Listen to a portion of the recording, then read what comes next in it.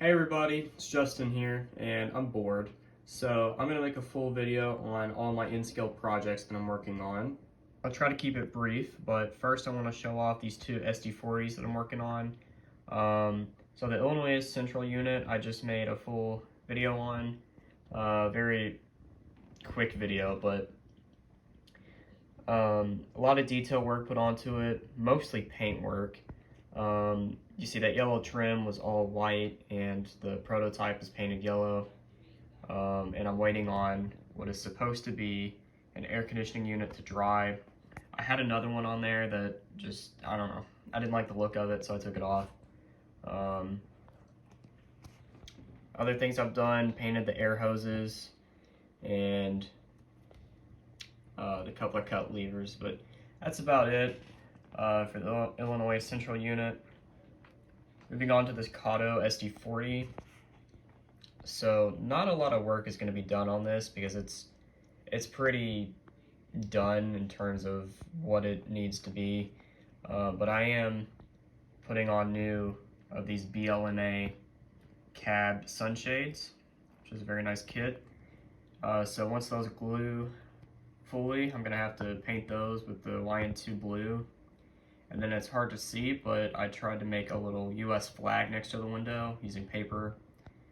And yeah, that's it for the two EMDs. Alright, so next I got my two Kato Gevos. So these ones are notorious runners in my layout, probably have the most mileage out of any other diesels on my layout or models. Yeah, so much work has been done on these.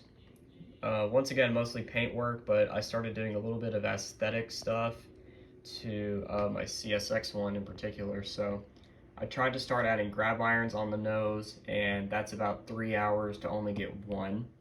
I got about 6 of them done, and 5 of them fell off, so that's going great for me. What I was doing is I just have some of this very, if I can get it, just cheap wire that I just found, and my workbench is messy, but I was cutting it out of there. It's probably not going to focus, but getting it out of there, cutting it, and then using these pliers to just shape it into what I want.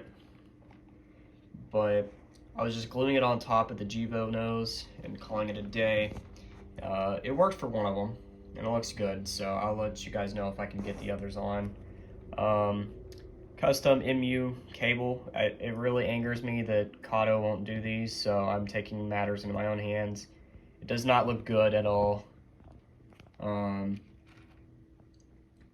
left one kind of fell, but if it was up, it would probably look better. Custom painted coupler and air hose tips. Little grab iron above the plow. Coupler cut levers, grab irons. The ditch light covers, which are not fully painted, but I got most of that painted black instead of the yellow. Then the anti-climber was actually yellow when Kato did it, so I painted it black, made it look realistic. BLMA sunshades, got them on, oh, that one fell off. I'll have to find it, but got those on there, so waiting on those to dry. Then for the BNSF unit, 5801, same sort of deal with it. Same paint work. I'm gonna add an MU cable in the future. Haven't gotten around to it yet, and probably, if I can get those ones to work, probably do the same thing on 5801 with the grab irons above the nose, and presumably just one up on top. Saving the best for last, so this is my newest member of the roster and what is currently my favorite locomotive in the fleet. This is a Atlas in scale 2008 run of the -840C. Absolutely love this thing. Oh my goodness, like with the YN2 and just the detail on it. I mean, this is my favorite unit, just detail-wise. But so what have I done to this model? Not a lot, actually. The most physical appearance you can tell is the BLMA sunshades. They look like this. They're all brass. I still got one I gotta add on 84 87 over there, my ST40 CSX. So that's what that one's gonna go to, but I don't have the drill bit for the brass holes to put these into the cab, so I'm just gluing them on at the time. But yeah, so things I've done on this model apart from that, painted the coupler cut levers. I did actually fix the handrails because they were all leaning everywhere, and